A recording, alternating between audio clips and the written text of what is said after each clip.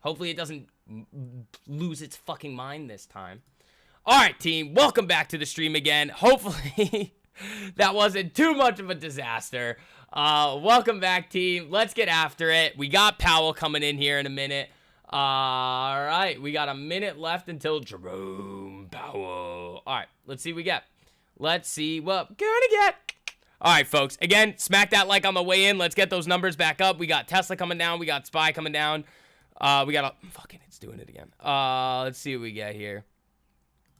Let's get NVIDIA over here.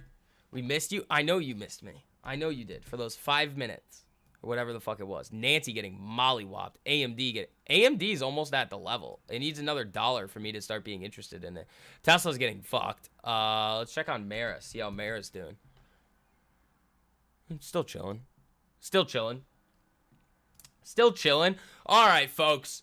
All right, team. Slap that like on the way in. We got Powell coming in. We got Powell coming in live in a minute here. I'm going to see where we can get these links at. Yeah. Is this it? Hold on. Let me make sure the volume's off so we can get this.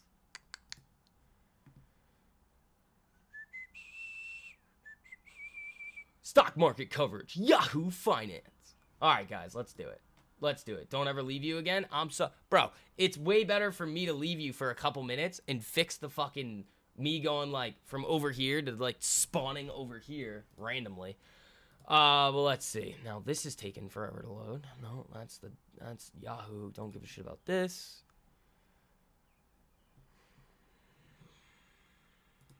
We'll begin shortly. All right, here we go. I've got it up. We're gonna be listening to this in a minute. Yeah, and then we're gonna get after it, man. Then we are gonna get after it. Listen to what Powell has. Ameritrade was so nasty. I know, man. I know. That's how it goes. That's how it goes, bro. Let's see what we get here.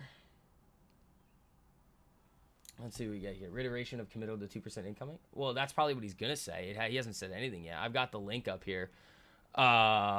Ready to go. There's a slight delay on it, but it's nothing crazy. It's like, what, 30 seconds or a minute? Mara coming out. Everything's just getting Here comes AMD. Here comes AMD.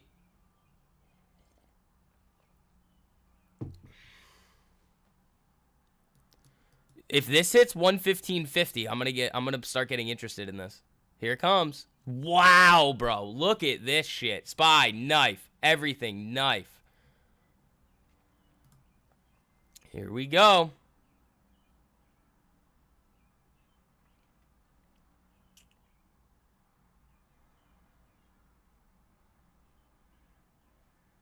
Let's see here. Let's see here. All right, guys. Keep slapping that like button on the way. No, is it fucking around again? No, I think we're chilling. Fent, thanks for being real from the beginning. No problem. No problem.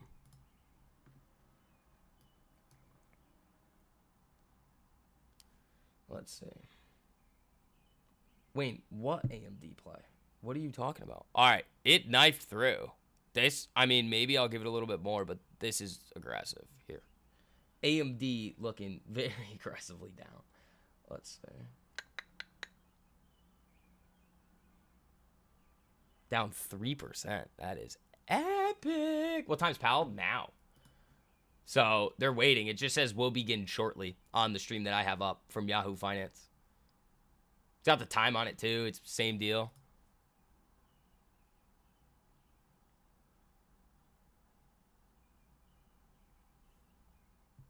Let's see what we got here. Let's see what we get here. They're a little late. They're a little late. What about PayPal reversal? I'm not really interested in trading a whole lot today. Not gonna lie. But PayPal, I mean, I'll trade in the afternoon maybe. Nah, I mean, yeah, it does look like it could easily have a reversal, but it's rimmed to the 3-minute, and you're going right into Powell here. The only thing that I would be looking to set up is longer-term trades. That's it. Let's see.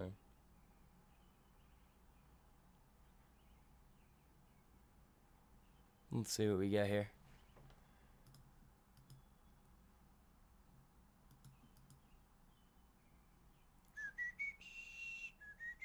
NASDAQ 100 falls 1% to session low. S&P down 0.6. All right. Oh my God. There's like 100 of you guys slacking on the like button right now. What the fuck? Oh my God. What do you guys hate me? What the hell is this? We start the stream again. We get it going. We get it working. And you guys are like, nah, I'm not going to hit it. Oh, that is hurtful. That is hurtful. Oh my God. That is really hurtful. Assholes.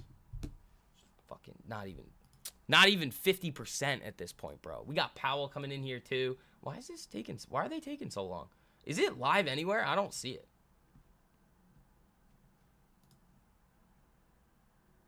No, they got nothing here. CNBC hasn't even started it yet. That's probably why. So they're just waiting. Yeah, so they're just a little late here. FTC files lawsuit against Amazon for enrolling customers in Amazon Prime without consent. Oh, that's interesting.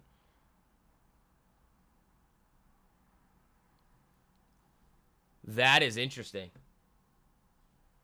You love the new masterclass chart? I'm not going to lie. It feels like cheating. Yeah, guys, remember, you have until the end of the month to hop into masterclass. Don't miss it. Don't miss it. Show ankles. No, you guys are slacking on the like button hard. Jeez. You guys must not just like want retail to have any success.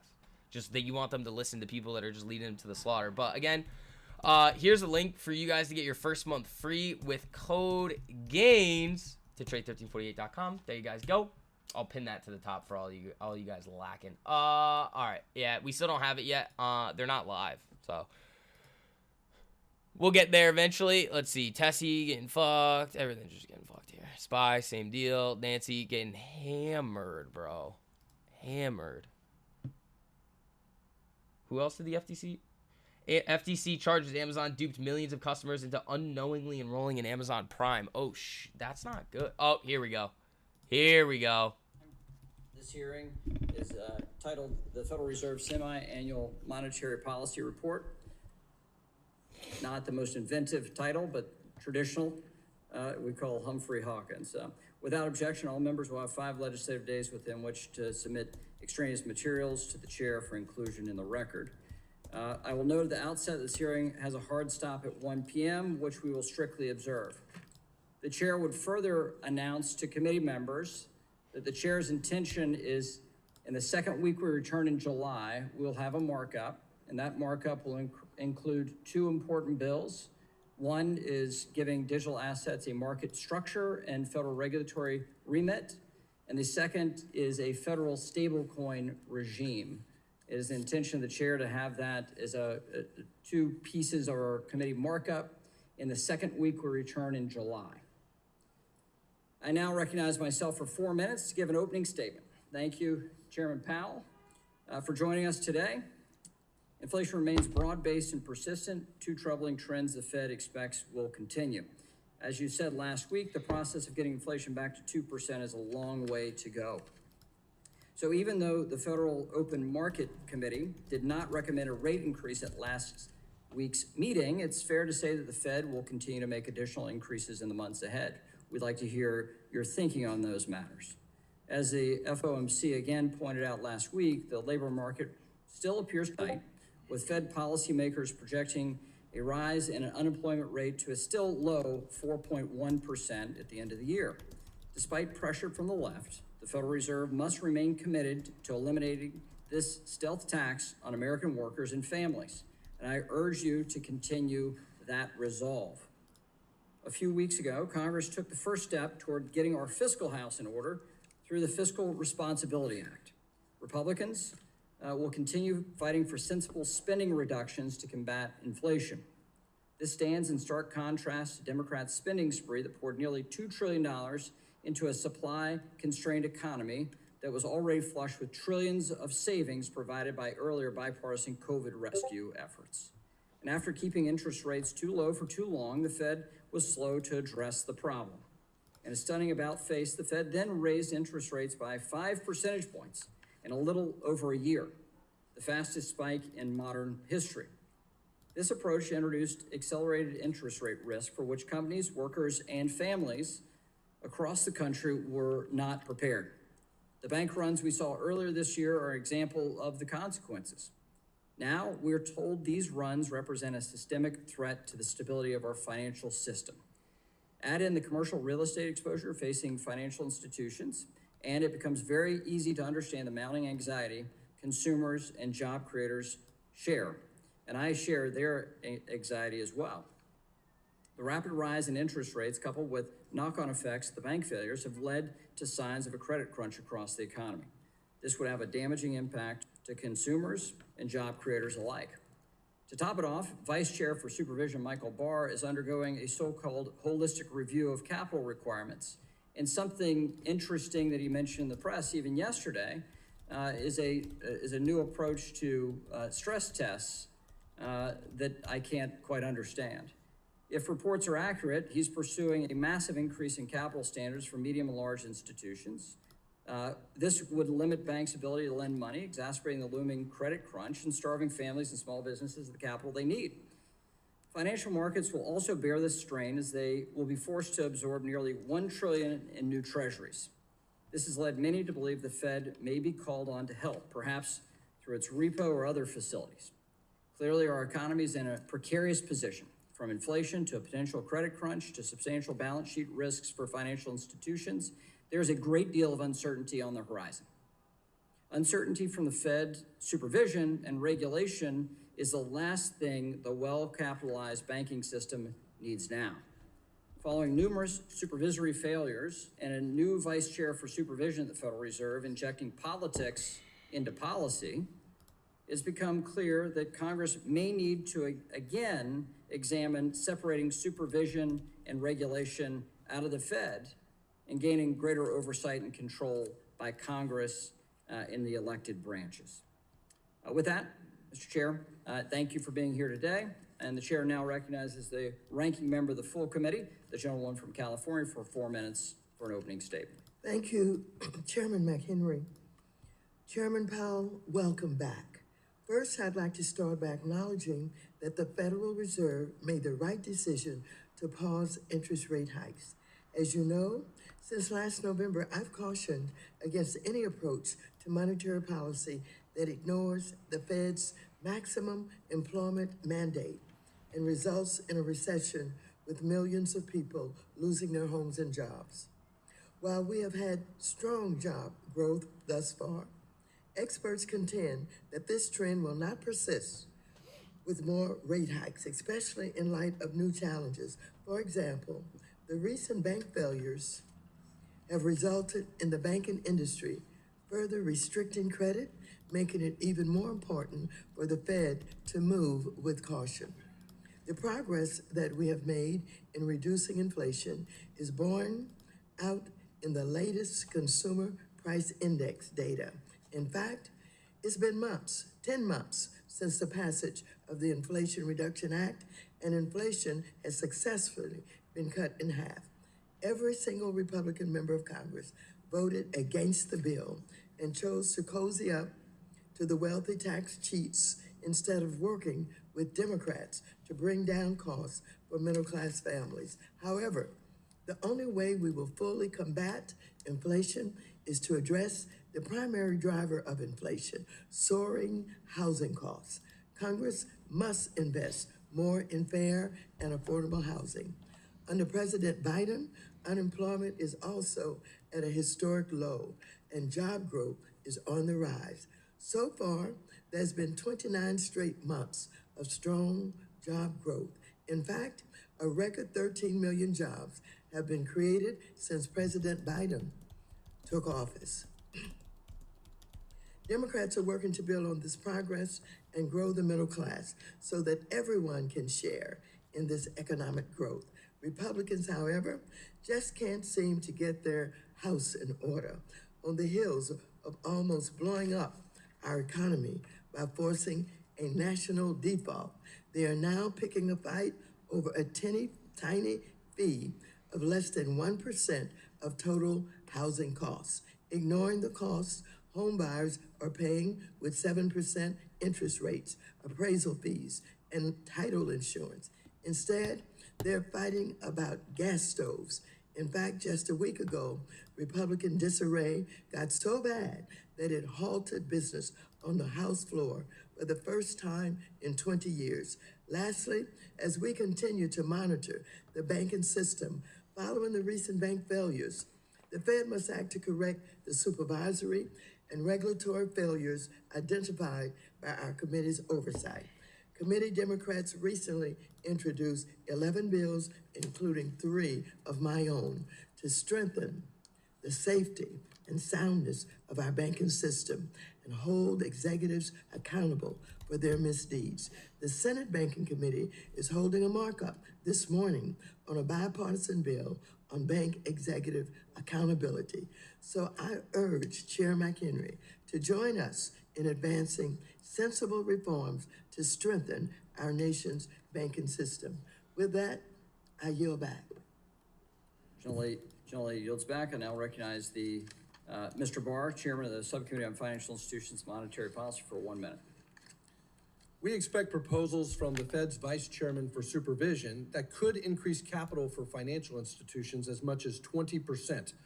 Our already well-capitalized banks withstood the COVID shock and severe Fed stress tests as the economy is facing headwinds from the Fed's own rapid rate hikes.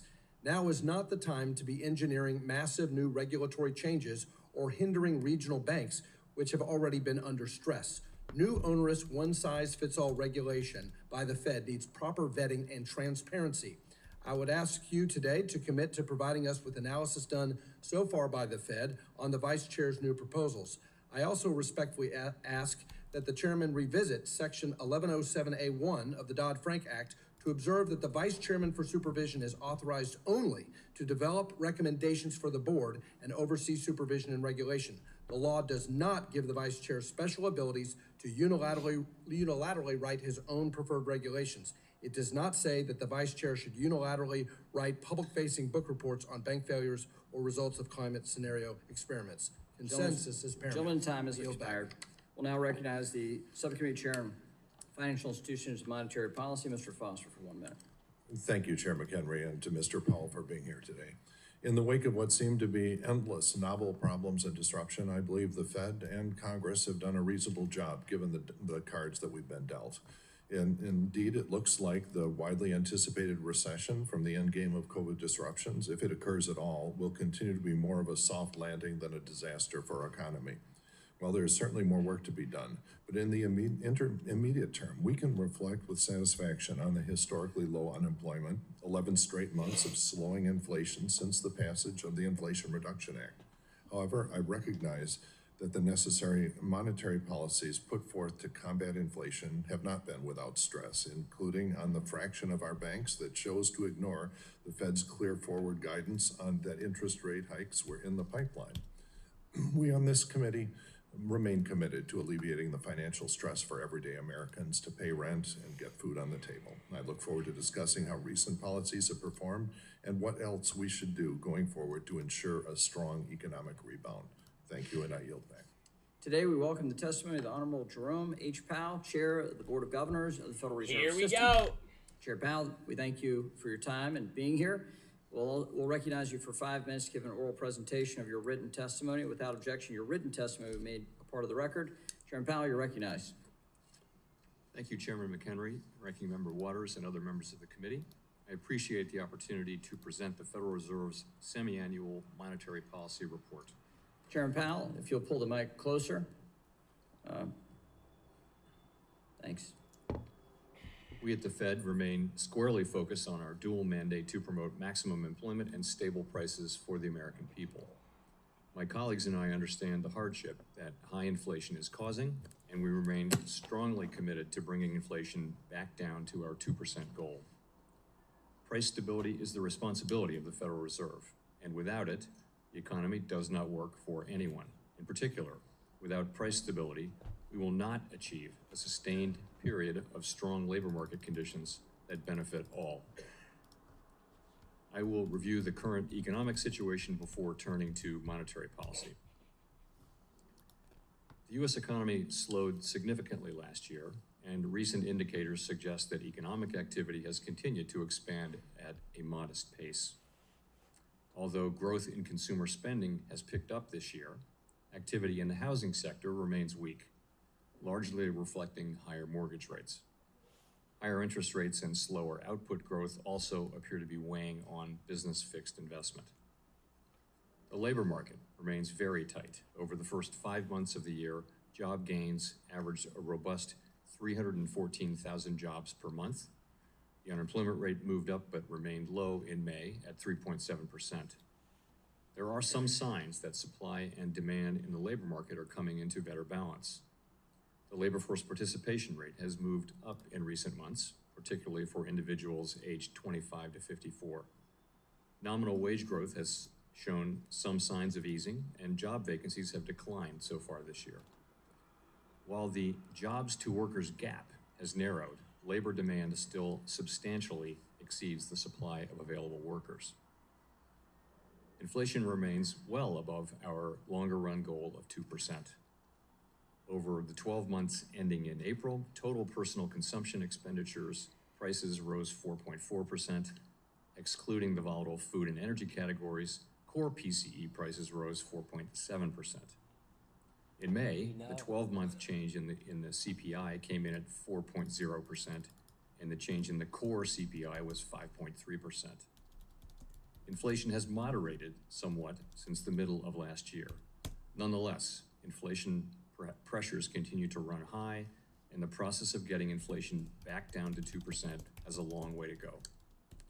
Despite elevated inflation, longer-term inflation expectations appear to remain well anchored, as reflected in a broad range of surveys of households, businesses, and forecasters, as well as measures from financial markets. With inflation running well above our longer run goal of 2% and with labor market conditions remaining tight, the FOMC has significantly tightened the stance of monetary policy. We've raised our policy interest rate by 5 percentage points since early last year and have continued to reduce our securities holdings at a brisk pace. We have been seeing the effects of our policy tightening on demand in the most interest rate sensitive sectors of the economy. It will take time, however, for the full effects of monetary restraint to be realized, especially on inflation. The economy is facing headwinds from tighter credit conditions for households and businesses, which are likely to weigh on economic activity, hiring, and inflation. And the extent of these effects remains uncertain. In light of how far we have come in tightening policy, the uncertain lags with which monetary policy affects the economy, and potential headwinds from credit tightening, the FOMC decided last week to maintain the target range for the federal funds rate at 5 to 5.25%, and to continue the process of significantly reducing our securities holdings. Nearly all FOMC participants expect that it will be appropriate to raise interest rates somewhat further by the end of the year. But at last week's meeting, considering how far and how fast we've moved, we judged it prudent to hold the target range steady to allow the committee to assess additional information and its implications for monetary policy. In determining the extent of additional policy firming that may be appropriate to return inflation to 2% over time, we will take into account the cumulative tightening of monetary policy, the lags with which monetary policy affects economic activity, inflation, and inflation, economic and financial developments. We will continue to make our decisions meeting by meeting based on the totality of incoming data and their implications for the outlook for economic activity and inflation, as well as the balance of risks. We remain committed to bringing inflation back down to our 2% goal and to keeping longer-term inflation expectations well anchored. Reducing inflation is likely to require a period of below-trend growth and some softening in labor market conditions. Restoring price stability, again, is essential to set the stage for achieving maximum employment and stable prices over the longer run. Before concluding, let me briefly address the condition of the banking sector. The U.S. banking system is sound and resilient. As detailed in the box on financial stability in the Monetary Policy Report, the Fed, together with the Treasury and the FDIC, took decisive action in March to protect the U.S. economy and to strengthen public confidence in our banking system.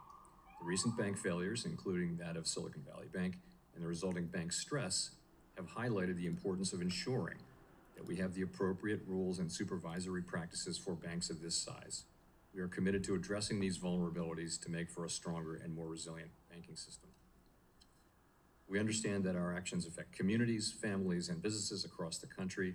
Everything we do is in service to our public mission.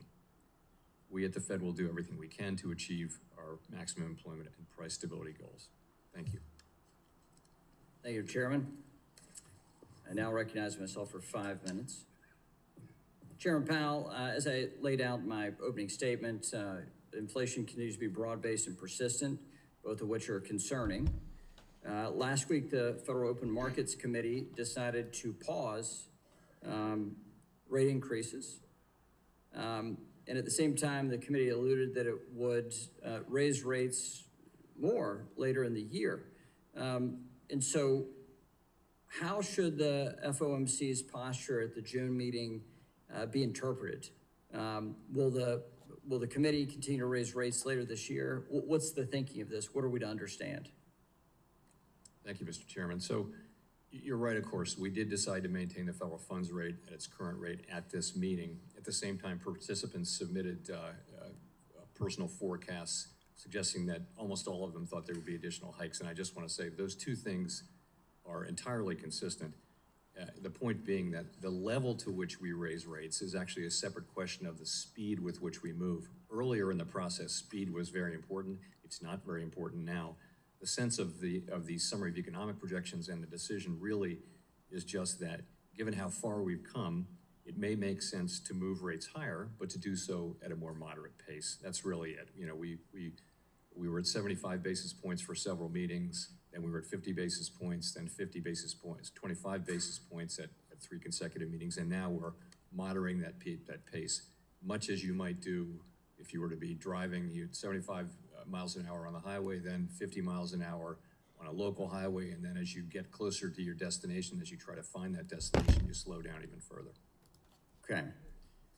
So it is more data is necessary for the Fed to make these decisions. And that's one interpretation, but thank you for a broader view there.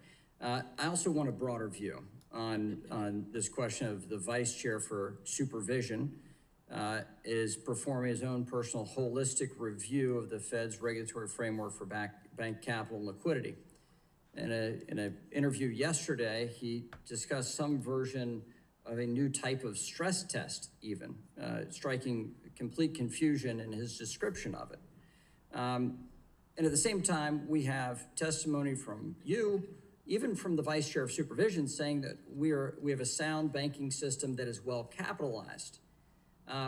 You will sit in judgment of this proposal that the vice chair for supervision will bring to the full board on this holistic review of capital.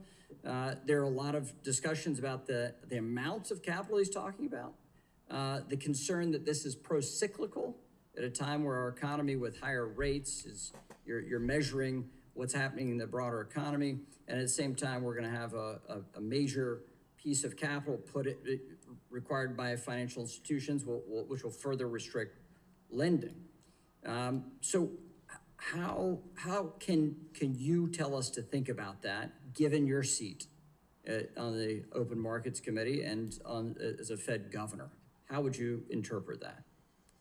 So I guess I would say you're right. There are a significant number of proposals that are kind of in the works. They haven't been finalized, let alone brought to the board yet. And so I can't really get into specific details today. Well, we'd like your thinking, Chairman Powell. That's what we'd like. What I can share is, principles and how I will think about this. Regulatory proposals go to the board.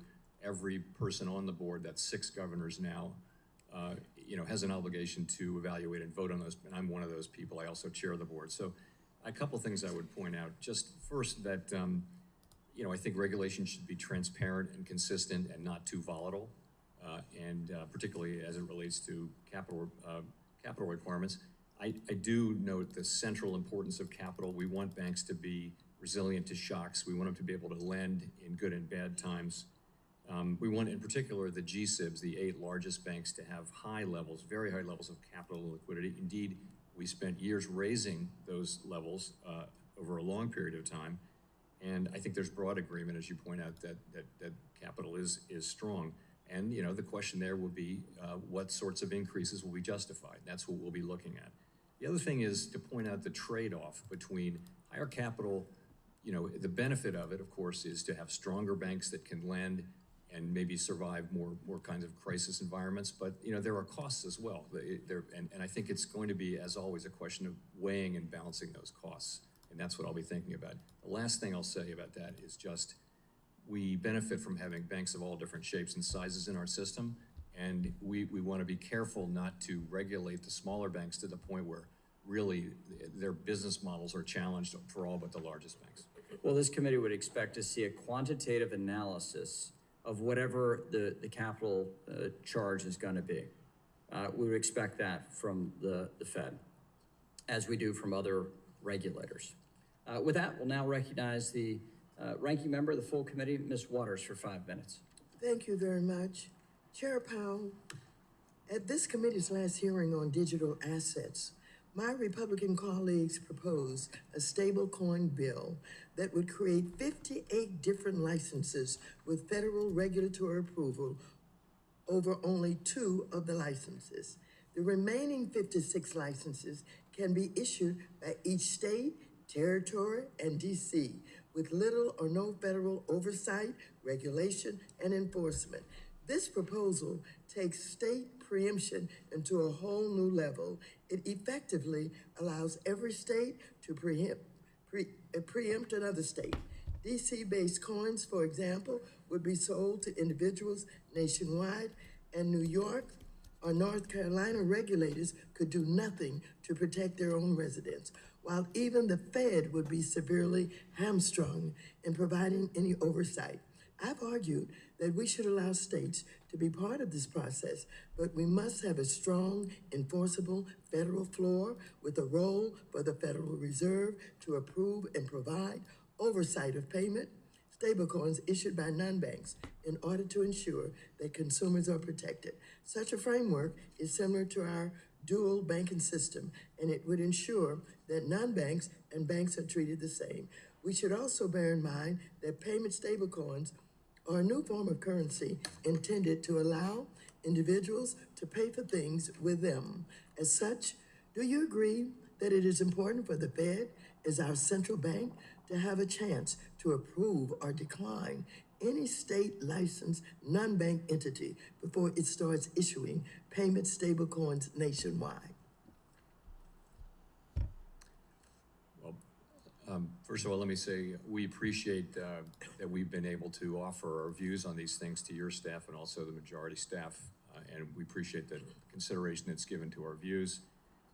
We do see payment stablecoins as a form of money, and in all advanced economies, the ultimate source of credibility in money is the central bank, and we believe that it would be appropriate to have quite a robust federal role in what happens in stablecoins going forward, and that leaving us with a weak role and allowing a lot of private money creation at the state level would be a mistake. But nonetheless, again, I do appreciate that we've been able to be heard and share our views with the committee.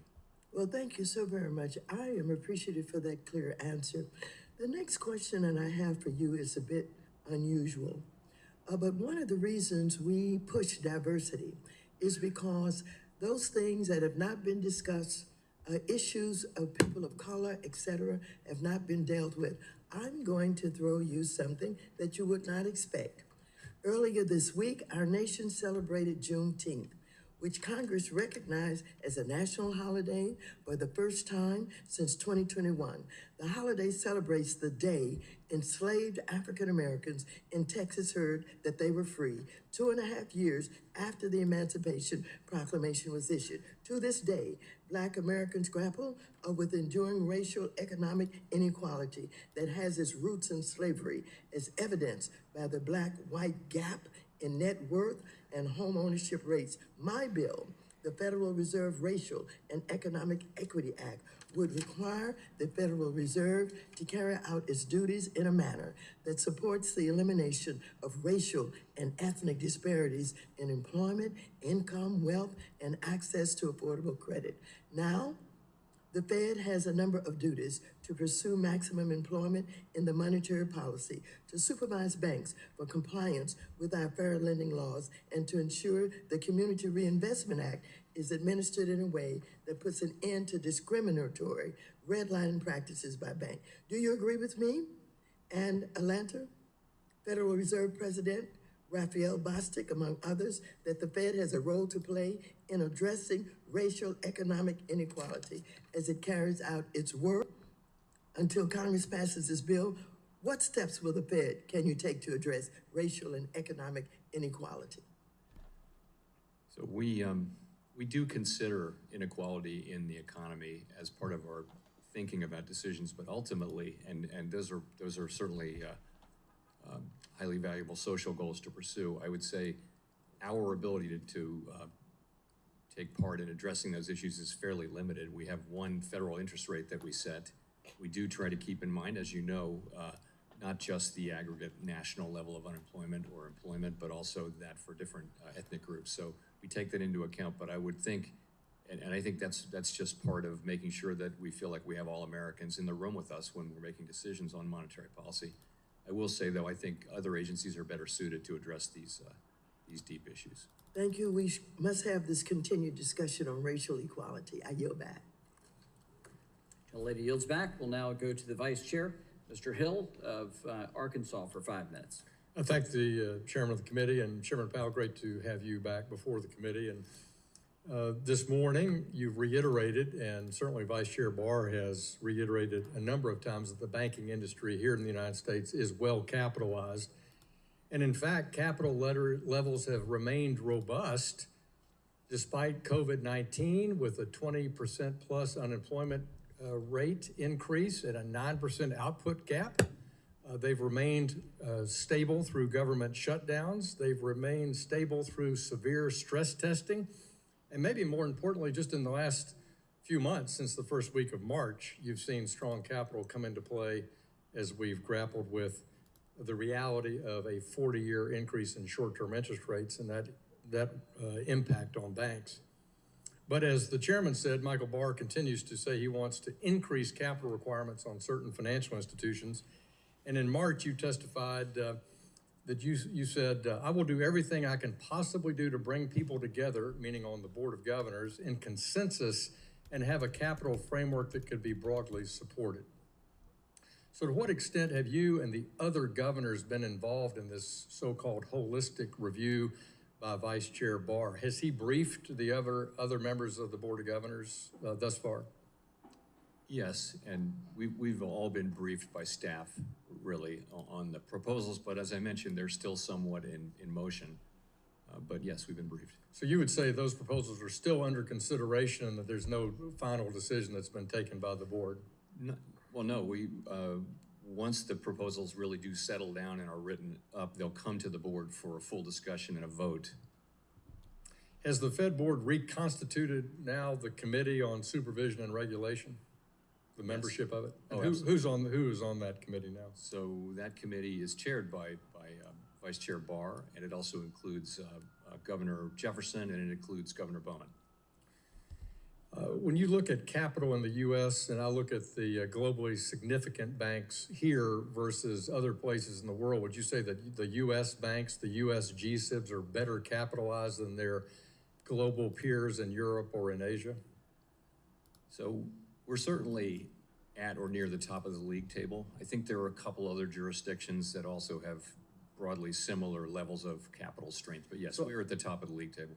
I looked at it this morning, and U.S. G-SIBs have 11.3% capital without any kind of modification compared to their European competitors at only 9.9%. So would you say that we're better capitalized than the European banks, the European G-SIBs? I hate to call out the other jurisdictions, but I would say our banks are very strongly capitalized and also competing quite successfully globally outside the United States. Yeah, I agree, and I think we've strengthened capital, we've strengthened our supervision, notwithstanding the problems that we saw this spring, which we've talked about ad nauseum here. But that capital standard does make American banks, I think, stand out. And wouldn't Basel, the so-called Basel III holistic reforms, wouldn't it be better if the European banks did a holistic review and actually got their capital up to American standards? So I think they are bound by the same, no one's bound by these, but they have agreed to follow the same standards, and I think they're going through the same process we're going through. Same topic, are the FDIC supervisory process and the OCC supervisors, are they involved and engaged with Vice Chair Barr in looking at this, quote, holistic review of capital adequacy? I think, in other words, are they providing their input to the Vice Chair for supervision in their own views on this topic? on the regulatory proposals that are relevant to them, yes. I think on the capital proposals, yes, I believe so. And you made a comment a minute ago, I think, to Chairman McHenry's questions about that you'd like to see rules and supervisory rules consistent over time. And I think that's frustrating here. We see change in administration. Sometimes we see change in rules, which is, I think, frustrating to the private sector and to market participants. I note that the Biden administration says that the Financial Stability Oversight Board should now base their decisions on size as opposed to activities. And for several years now, we've had an activities designation and a cost-benefit analysis. Do you think the activities designation gives supervisors more discretion at FSOC to select who should be deemed under their supervision? So I actually think that in other words, is size alone, should we be looking only at size, or should we look at cost-benefit analysis and activities? And my time's expired. If you'd answer in writing, okay, I would appreciate it. I think this is an important issue. I yield back, Mr. Chairman. We'll now go to Ms. Velasquez of New York for 5 minutes. Thank you, Mr. Chairman. Chair Powell, at your press conference last week, you stated, and I quote, "The committee is completely unified in the need to get inflation down to 2% and will do whatever it takes to get it down to 2% over time." Some analysts have interpreted this statement as the FOMC's willingness to trigger a recession in order to get inflation to 2%. How would you respond if this is a fair and accurate interpretation? So our statutory goals are price stability and maximum employment, and we are dedicated to using our tools to achieving those. In the case of employment, we still have historically low unemployment rates and high employment rates now, high participation, a very strong labor market. We're very far from our inflation target of 2%, and we're very focused on getting back to 2%. And how does the FOMC takes into consideration the impact of rising interest rates on LMI communities and small businesses when determining monetary policies? So we only have one interest rate to raise or lower. It's not true, but mainly one main interest rate to raise or lower, and it applies to everyone. But I would say that inflation hits LMI communities and people generally at the lower end of the income spectrum much harder than people in the middle or at the high end, because high inflation can get you into trouble right away if you're living on a fixed income just to cover the basic necessities. So it is for the benefit of those people that we must get inflation under control. It's for the benefit of all Americans, but particularly for those people. And we keep that in mind as we are strongly committed to getting inflation back down to 2% over time. Well, and they are the same people that are having a hard time accessing loans. The same with small businesses. Chair Powell, Vice Chair Barr's report on the Fed's review of Silicon Valley Bank states that while there was regulatory tailoring conducted in response to S-2155, there was also, and this is the part that really concerns me, a cultural shift at the Fed under the direction of the previous Vice Chair for Supervision, Randy Gross.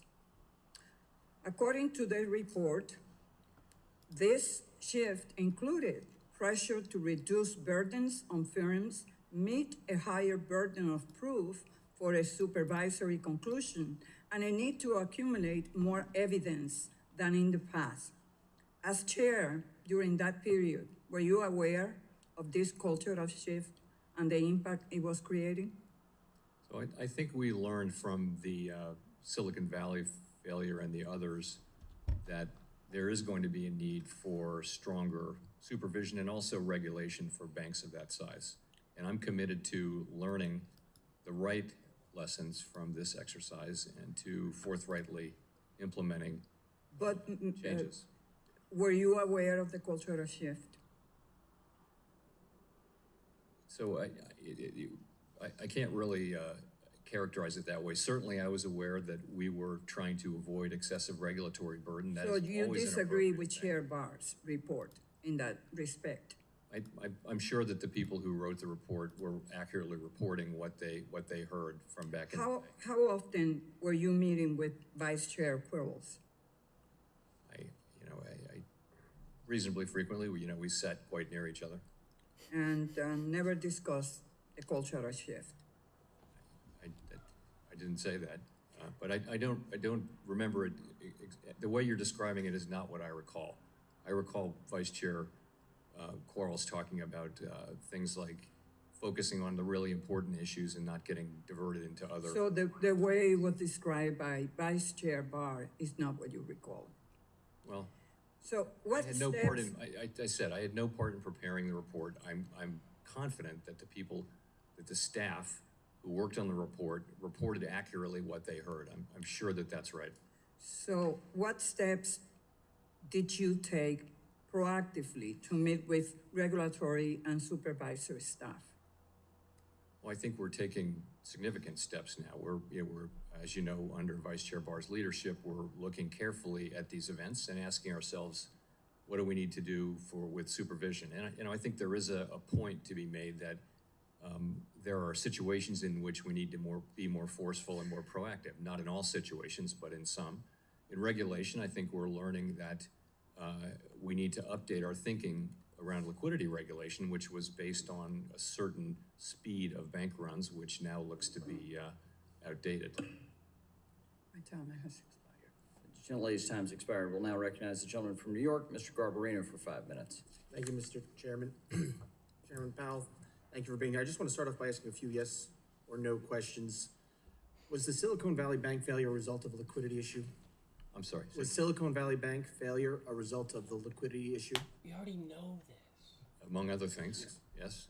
Signature Bank failure, the result of a liquidity issue? Yes, I mean, that's not, there's also a lot of very bad management decisions being made here. But Yeah. liquidity. First Republic, was that a failure result of a liquidity issue also? Among other things, yeah. I mean, I wouldn't say just liquidity. Well, all right, were any of them a failure of having too low capital levels? So let's go to Silicon Valley Bank. The issue that triggered the run initially was the presence of significant losses in their securities portfolio. Yes. And that is that is a capital issue.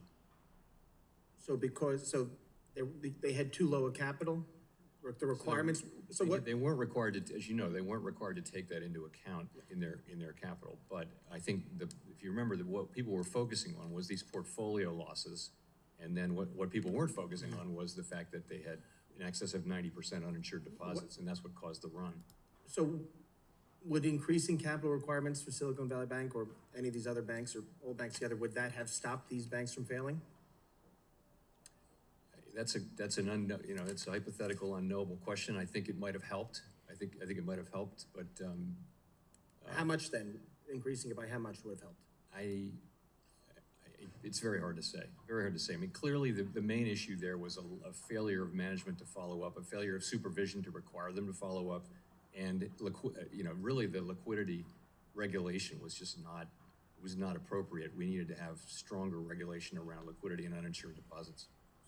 Last year, you said the banking system is very strong, well-capitalized, highly liquid, does a much better job of understanding the risks that it runs and managing them. And just today, you said the banking sector seems to be strong.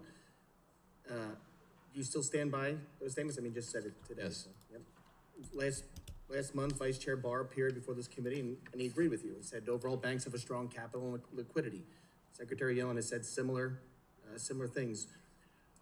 But today, even though you've all said that banks seem to have strong capital, you seem to lead us today by saying the bank's considering what increase would be appropriate of capital requirements. So has the board already decided that an increase will happen? They're just deciding what's the size of the increase for capital requirements? No, what I meant to say, what I thought I said was that any increase above these levels would need to be shown to be justified. So I understand, and you have a vote as whether or not what this proposal, you'll vote on whether or not. Do you personally think that an increase is necessary at this time? Do I think? That an increase in capital requirements is necessary at this time? Look, I'm gonna react to whatever the proposal turns out to be in the end and give it my best assessment. And also, that's what I'll say. Okay. You just also said that credit is tightening. Won't increasing capital requirements further tighten credit? Over time, I mean, the thing about capital requirements is if we put a proposal out this summer, let's say, it'll be quite a while before that proposal is, agreed among the agencies and then voted on, and then it'll take some years to come into full effect. So I would think, whereas interest rates, for example, have immediate effects on financial conditions and then reasonably quick effects on economic activity, capital requirements are a much more sort of medium-term, longer-term thing. So I'd like to move on to what the impacts on lending, raising capital requirements would have. According to an academic literature by the Basel Committee on Banking Supervision, a 1% point increase in capital requirements could potentially reduce annual GDP by up to 16 basis points, showing that higher capital requirements come at a cost and could have significant impact on the U.S. economy. I discussed this with Vice Chair Barr last month, and expressed my concerns about what the impact of increased capital in the real economy, but he didn't answer the question directly. We're hearing from all sorts of industry that these increased capital requirements at any level would have a further tightening on lending. And if that happens, and I'm hearing from everybody, if that happens, it's going to be a real disaster. So I think anything that the committee proposes, if you could come back and brief us on before it's finalized, we would appreciate that very much, sir. Gentleman's time has expired. The gentleman from Missouri, Mr. Cleaver, is now recognized. Thank you, Mr. Chairman. Welcome, Mr. Chairman. Thank you very much. This is probably Economics 101, but a lot of people in my district are misunderstanding 101 along with me. In May of this year, unemployment remained at 4% for the 16th consecutive month, and at 3.7%. This means that unemployment remained at or below 4% for the longest stretch in 50 years. In the U.S., the job openings rate has fallen by more than 1.5 percentage points from its peak, while the unemployment rate has crept slightly lower. In other words, the job openings decline, but so does joblessness. And I'm wondering if there was any expectation that this would occur. There is an expectation that the ratio of job openings to unemployed people has been in historic territory, all-time highs for a while now, in the last year or so. And there is an expectation that it will come down. There a while ago, there were 2 jobs for every unemployed person. Now we're down to 1.7, I believe, or 1.6. And that still speaks to a historically tight labor market, where their demand for labor still very substantially exceeds the supply of available workers. So we do expect as things, and that, by the way, that's a way that the labor market can become less tight without having unemployment go up. I'm sure you're hearing this all over, as I am, and that is business people. I've got a good friend who has number of barbecue restaurants in Kansas City, and he is constantly telling me how difficult it is to find workers. To the point where he did something he thought he'd never do, put a sign out in front of his restaurants, job openings. And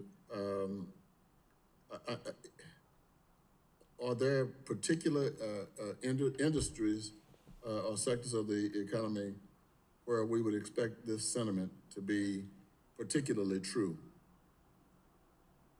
No, and that is right. That is, there's still a significant labor shortage. The surveys at the aggregate level show that it's not as bad as it was 2 years ago. So gradually, businesses are reporting that they're having better able to find workers. Workers are reporting that they're not quitting their jobs as much as they were. That's a really good sign of how tight a labor market is how much people feel free to quit their jobs voluntarily. So those things are all suggesting a gradual cooling and a gradually getting supply and demand back into alignment, but we're not there yet. We still have a significant excess of demand over supply. Are we also finding that I know in Missouri, that in spite of the fact that there is some, jelly-like movement with the economy, people are still willing to go, in our community, still willing to go out and buy homes. I mean, we're not having difficulty in terms of people going out getting loans, even with the interest rates rising. If all of this continues, if the consumers are constantly paying whatever the interest rates might be, are we going to get stuck just continually going up? Well, no, I don't think so. So in housing in particular, there is the housing sector nationally has flattened out and maybe ticked up a little bit, but at a much lower level from where it was with rates as high as they are. So supply and demand there are getting back into alignment. And I do think that, housing inflation is set to come down as we move forward. There's a particular way that the inflation is calculated there, so that you're really only looking at you're waiting for leases to come due and roll over at much lower levels of increase. So we think housing inflation will be coming down significantly over the course of the rest of this year and next year. Thank you, Mr. Chairman. Gentleman's time has expired. The gentleman from California, Ms. Kim, is recognized. Thank you for recognizing me, Chairman. And Chairman Powell, thank you for joining us. I appreciate your comment to price stability and commend your efforts to reduce inflation and make life more affordable for all Americans. Thank you for that.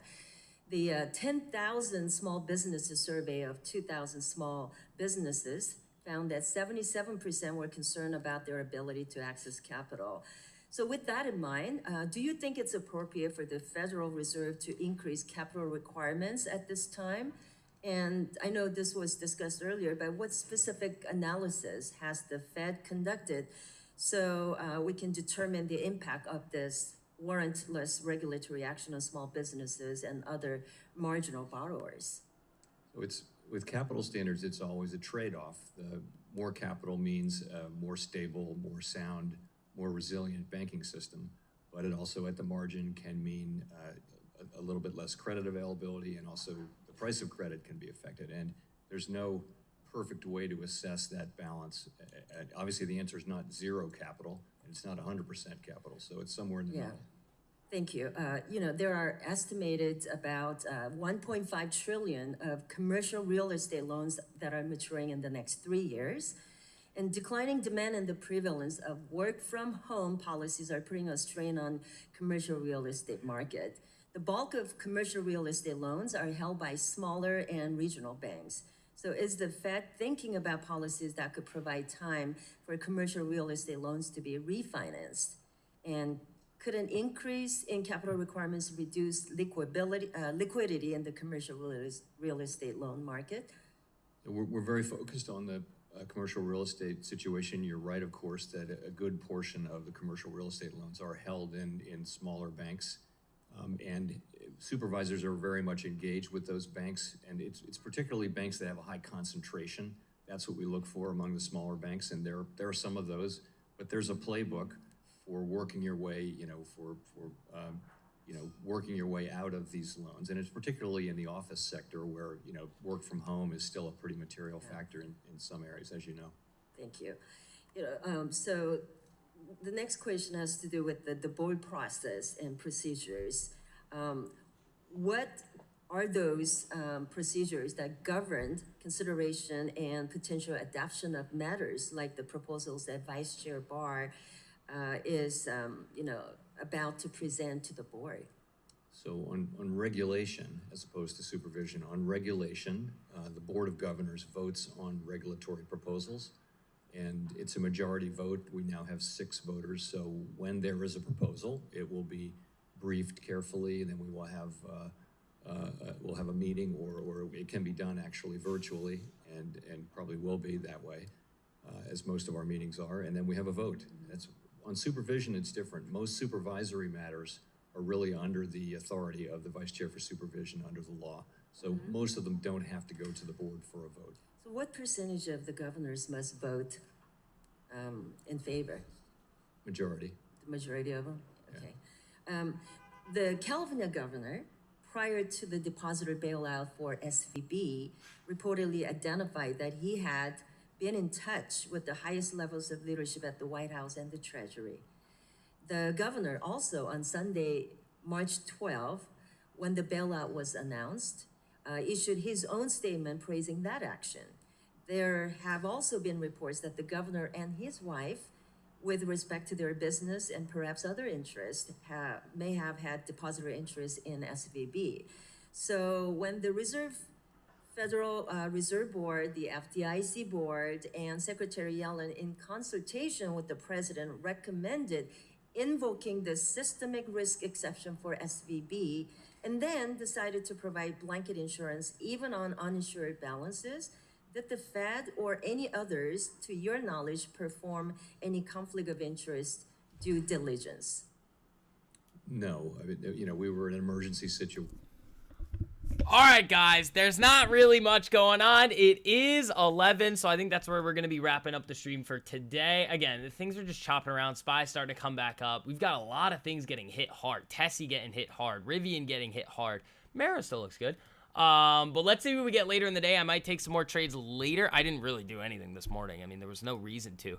Powell speaking. But, guys, again, remember, everybody gets their first month free to trade1348.com. I mean, you guys have seen the success of everybody. Use code GAINZ, GAINZ, to make sure that you guys are hopping in there. And remember, next week, the end of next week, is the last chance to get into Masterclass before the prices go up. But don't do anything stupid today. We have another round of Powell tomorrow. It's going to be exciting.